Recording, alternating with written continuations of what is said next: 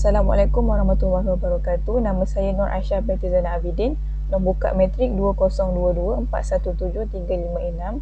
Hari ini saya akan menerangkan tentang bab 1.0 iaitu pengenalan. Untuk bab 1.0 iaitu pengenalan, kami telah memilih 5 artikel yang bertemakan tema pendidikan. Dan artikel pertama bertajuk Sistem Pendidikan di Malaysia, Dasar Cabaran dan Pelaksanaan ke arah Perpaduan Nasional. Artikel ini mempunyai 16 muka surat dan telah diterbitkan pada tahun 2011. Manakala untuk artikel kedua iaitu bertajuk Peranan Program Berimpak Tinggi dalam Mencapai Aspirasi Pelajar, Pelan Pembangunan Pendidikan Malaysia, Pendidikan Tinggi 2015 hingga 2025. Artikel ini mempunyai 10 muka surat dan diterbitkan pada tahun 2011. Artikel yang ketiga adalah artikel yang bertajuk Penerapan Akidah dalam Dasar Pendidikan Malaysia, Analisis terhadap Falsafah Pendidikan Negara dan Islam Hadahari, diterbitkan pada tahun 2015 dan mempunyai 11 muka surat. Manakala artikel yang keempat bertajuk Pendidikan Bahasa di Malaysia, Upaya Bahasa Melayu, diterbitkan pula pada tahun 2019 dan mempunyai 11 muka surat. Dan artikel yang terakhir iaitu artikel yang kelima bertajuk Pendidikan Anak-anak di peringkat awal umur berasaskan binaan kurikulum yang integriti. Ianya mempunyai sebanyak 7 muka surat dan diterbitkan pada tahun 2008. Dan seterusnya adalah bahagian pengenalan latar belakang penulis. Untuk artikel yang pertama, artikel yang bertajuk Sistem Pendidikan di Malaysia, Dasar Cabaran dan Pelaksanaan ke arah Perpaduan Nasional, dan penulisnya adalah Mio Hairul Azrin bin Mio Jamaluddin, bekerja di bahagian Pusat Sains Kemasyarakatan USM. Dalam artikel ini, ia menerangkan bagaimana pelaksanaan dan keberkesanan terhadap hubungan masyarakat dan masalah-masalah yang timbul serta penyelesaian dari segi masa hadapan. Dan ianya membincangkan juga serta memperdebatkan pelaksanaan dan keberkesanan sistem persekolahan negara dalam konteks perpaduan nasional dan dalam melibatkan pelbagai masyarakat, iaitu masyarakat yang majmuk. Dan artikel ini juga adalah merupakan penulisan pertama penulis dalam menerbitkan artikel berkaitan dengan pendidikan. Manakala untuk artikel yang kedua bertajuk Peranan Program Berimpak Tinggi dalam Mencapai Aspirasi Pelajar, Pelan Pembangunan Pendidikan, Pendidikan Tinggi 2015-2025. Penulisnya bernama Muhammad Amirul Syafiq Samsul, Nur Hashimah Zulkifli, Muhammad Ridwan Abdul Manan, Nur Hidayah Hairul Azman dan Nur Azurin Ali. Mereka adalah penulis yang berasal daripada Universiti Kebangsaan Malaysia. Dalam artikel ini ia menerangkan tentang sektor pendidikan tinggi negara sedang melalui proses globalisasi dan dalam arus pemodenan dalam aspek akademik, kurikulum, sosial dan pembangunan insaniah pelajar. Ianya juga membincangkan tentang usaha melahirkan graduan yang holistik iaitu bersifat usahawan dan seimbang. Selain itu, artikel yang ketiga adalah artikel yang bertajuk Penerapan Akidah dalam Dasar Pendidikan Malaysia, Analisis terhadap Falsafah Pendidikan Negara dan Islam Hadahari. Penulisnya adalah Muhammad Syafi bin Hamzah, Azli Fairuz bin Laki, Rahimah binti Embung, Nik Murshidah Nikdin daripada Fakulti Pengajian Kontemporari Islam, Universiti Sultan Zainal Abidin. Dalam artikel ini, ia menerangkan untuk melihat sejauh mana penerapan unsur akidah dalam falsafah pendidikan kebangsaan di Malaysia, dan ianya juga menerangkan tentang penerapan unsur akidah yang menjadi teras kepada pembentukan dasar-dasar pendidikan di Malaysia, terutamanya dalam falsafah pendidikan kebangsaan, kerana menjadi tunjang kepada sistem pendidikan di Malaysia dan juga merupakan pembentukan dasar-dasar kerajaan seperti dasar Islam Hadahari. Untuk artikel yang keempat iaitu artikel yang bertajuk Pendidikan Bahasa di Malaysia, Upaya Bahasa Melayu. Penulisnya adalah Zuraini Ramli daripada Fakulti Bahasa Komunikasi Universiti Pendidikan Sultan Idris. Dalam artikel ini menerangkan tentang peranan dan kedudukan bahasa Melayu dalam bidang pendidikan ketika Malaysia melaksanakan dasar bahasa Inggeris sebagai bahasa pengantara untuk mata pelajaran sains dan matematik bagi pelajar di sekolah. Dan yang terakhir iaitu artikel yang kelima yang bertajuk Pendidikan Anak-anak di Peringkat Awal Umur berasaskan binaan kurikulum yang integratif. Penulisnya adalah Prof. Madya Dr. Mastura Badaziz, merupakan pengarah Pusat Penyelidikan Perkembangan Kanak-kanak Negara daripada Universiti Pendidikan Sultan Idris. Dalam artikel ini, Penulis menerangkan tentang kepentingan untuk kanak-kanak dan cadangan agar mewujudkan satu kurikulum integratif yang mencukupi aspek-aspek perkembangan dan potensi kanak-kanak secara holistik, iaitu secara meluas. Dan pada segi lain, penilaian juga berterusan yang memberi tumpuan kepada keperluan unik setiap kanak-kanak, dan penulis juga menekankan tentang pembangunan kemahiran bahasa melalui cerita dan interaksi. Assalamualaikum, nama saya Nur Afidah binti Anizain, student ID 2022267098. So pada hari ini saya akan bincangkan tentang perbahasan isu utama penulisan dalam artikel yang telah kami pilih. Artikel yang pertama membahaskan tentang pelaksanaan dasar oleh kerajaan untuk sistem persekolahan yang mana di dalam negara supaya dapat mewujudkan hubungan masyarakat majmuk yang kukuh.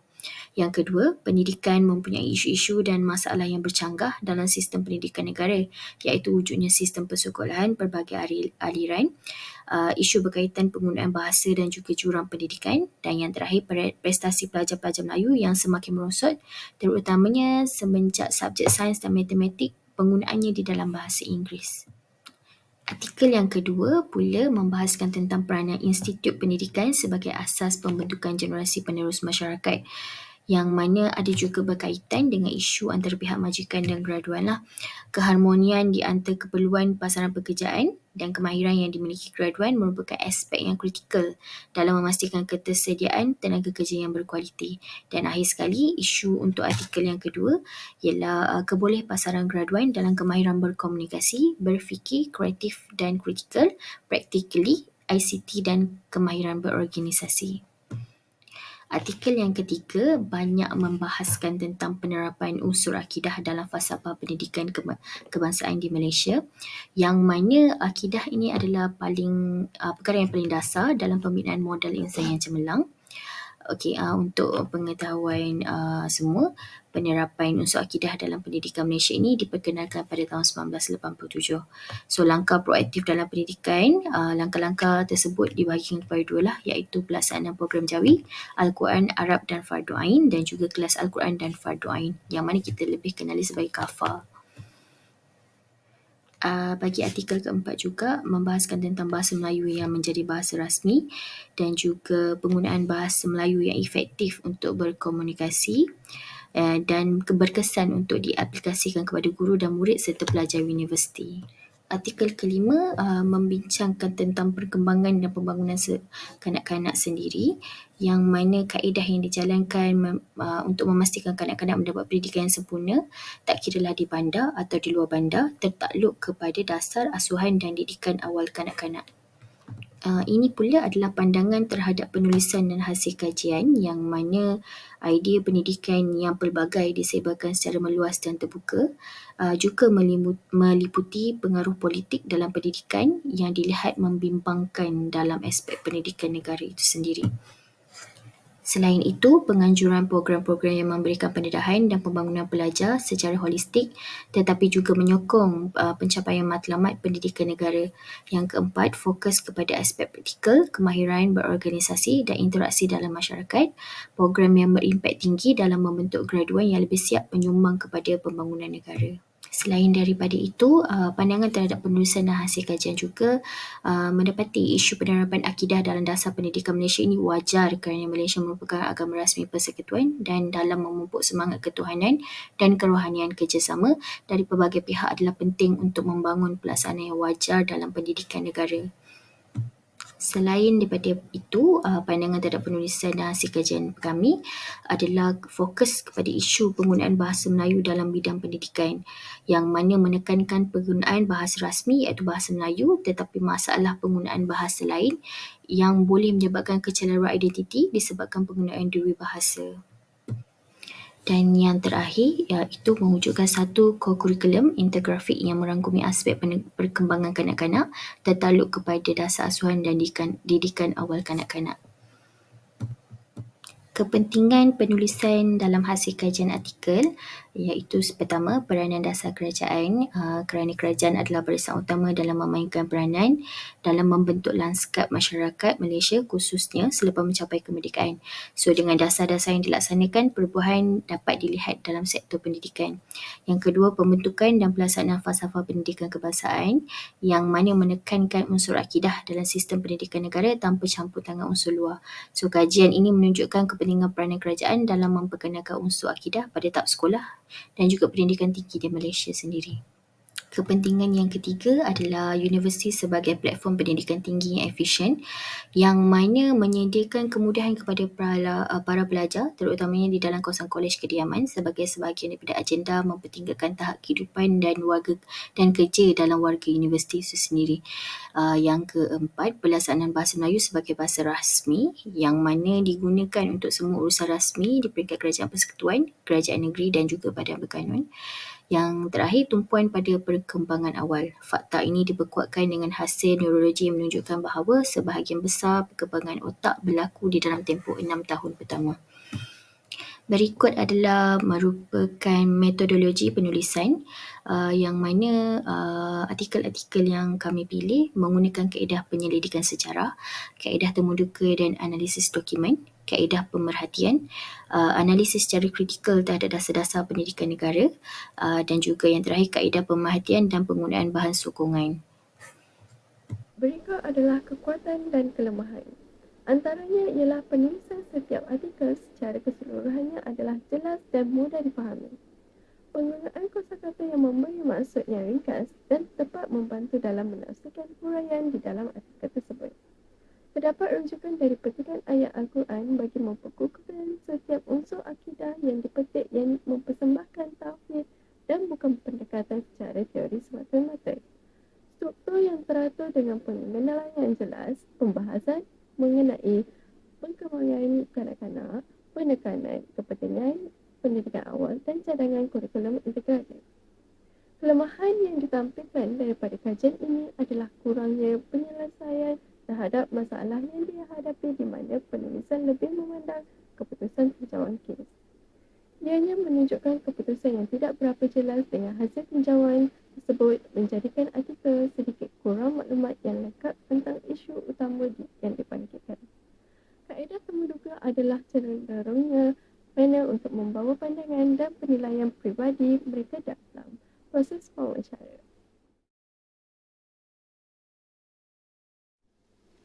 Hasil dapatan kajian menunjukkan keperluan langkah-langkah untuk menerajui aras pendidikan negara, khususnya dalam menghadapi zaman moden. Langkah-langkah penyelesaian dari kajian menunjukkan usaha yang positif dalam meningkatkan pendidikan dan perpaduan masyarakat Malaysia. Artikel pertama memberikan pandangan luas terhadap masalah dalaman dalam sistem pendidikan Malaysia, menekankan kepelbagaian kaum dan usaha-usaha kerajaan. Kajian lain menyoroti peranan penting program berimpak tinggi yang didorong oleh inovasi teknologi dalam meningkatkan kualitas pembelajaran. Program ini dianggap kritis dalam mencapai aspirasi pelajar dan tujuan pembangunan pendidikan negara dengan fokus interaktif dan relevansi. Penerapan akidah dalam pendidikan sebagai teras falsafah pendidikan negara membuktikan kebesaran dalam merealisasikan perekasaian model insan yang berkualiti dan selaras dengan ajaran Islam. Unsur akidah dilihat memperkukuhkan jiwa model insan, meningkatkan kewibawaan dan mencipta model insan yang berkualiti dan cemerlang di Malaysia. Refleksi. Pentingnya pemahaman terhadap isu-isu pendidikan dan langkah-langkah penyelesaian menunjukkan keperluan untuk transformasi dalam sistem pendidikan Malaysia. Program berimpak tinggi dan penerapan akidah dianggap sebagai elemen kunci untuk mencapai pembangunan pendidikan yang berkualiti dan relevan. Keseluruhan, refleksi ini menekankan pada kepentingan perubahan progresif dalam menghadapi cabaran dan peluang dalam bidang pendidikan negara.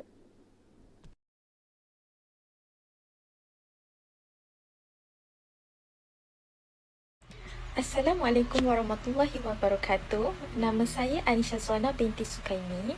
saya ingin menerangkan tentang ulasan perbincangan, iaitu penghayatan pelajar. Isu perpaduan nasional dalam pendidikan menjadi topik yang sering diperdebatkan di zaman sekarang. Pendedahan terhadap isu-isu ini memberikan peluang kepada pelajar untuk lebih memahami dan mengambil perhatian terhadap masalah pendidikan dalam negara. Kajian terhadap artikel-artikel yang membincangkan perpaduan dalam sistem pendidikan memberikan pemahaman yang lebih mendalam terhadap masalah ini. Fakta sejarah yang disajikan secara padat dan mudah difahami juga dapat menarik minat pelajar untuk memahami lebih lanjut. Selain itu, impak yang baik dari segi pendidikan untuk pelajar pada masa hadapan turut diberikan penekanan. Analisis krisis terhadap penghayatan pelajar terhadap program berimpak tinggi menunjukkan beberapa permasalahan yang perlu diatasi, termasuk akses teknologi, motivasi pelajar, peran guru dan evaluasi program. Pemahaman mendalam terhadap faktor-faktor ini menjadi landasan dan merancang strategi implementasi yang lebih efektif. Dengan demikian, program berimpak tinggi diharapkan dapat menjadi pendorong utama dalam mencapai aspirasi pelajar dan tujuan pendidikan negara. Seterusnya, saranan aplikasi. Dalam kajian mengenai artikel sistem pendidikan di Malaysia, dasar, cabaran dan pelaksanaan ke arah perpaduan nasional, terlihat bahawa masalah perpaduan menjadi fokus utama. Isu ini mengakibatkan penurunan mutu pendidikan yang seharusnya menjadi keutamaan untuk masyarakat majmuk di Malaysia, tetapi seringkali memunculkan masalah perkauman. Oleh itu, masyarakat perlu bersikap terbuka terhadap cadangan pemerintah dalam usaha meningkatkan prestasi pendidikan tanpa mengabaikan hak-hak perkauman. Masalah perhatian ini disebabkan oleh sikap egosentris yang lebih memilih berpihak pada perkauman daripada berusaha untuk menyesuaikan diri dalam masyarakat berbilang bangsa, agama dan adat di Malaysia. Masyarakat perlu bersatu padu dalam meningkatkan mutu pendidikan agar generasi mendatang dapat menjadi pemimpin yang patriotik, toleran, bertanggungjawab dan bijak. Beberapa saranan aplikasi yang dapat diterapkan termasuk meningkatkan akses teknologi di seluruh lapisan masyarakat dengan bantuan program, bantuan atau subsidi perangkat dan akses internet. Kerjasama antara lembaga pendidikan, industri dan pemerintah perlu ditingkatkan untuk menciptakan kurikulum yang relevan dengan kebutuhan pasar kerja. Program berimpak tinggi harus difokuskan pada menghasilkan lulusan yang memiliki pengetahuan akademik dan keterampilan praktis yang diperlukan dalam dunia kerja. Pemerintah dapat memberikan insentif kepada lembaga pendidikan tinggi yang berhasil mengimplementasikan program berimpak tinggi. Dengan menerapkan saran-saran ini, diharapkan peran program berimpak tinggi dapat memberikan dampak positif yang signifikan dalam mencapai aspirasi pelajar dalam Pelan Pembangunan Pendidikan Malaysia, Pendidikan Tinggi 2015 hingga 2025.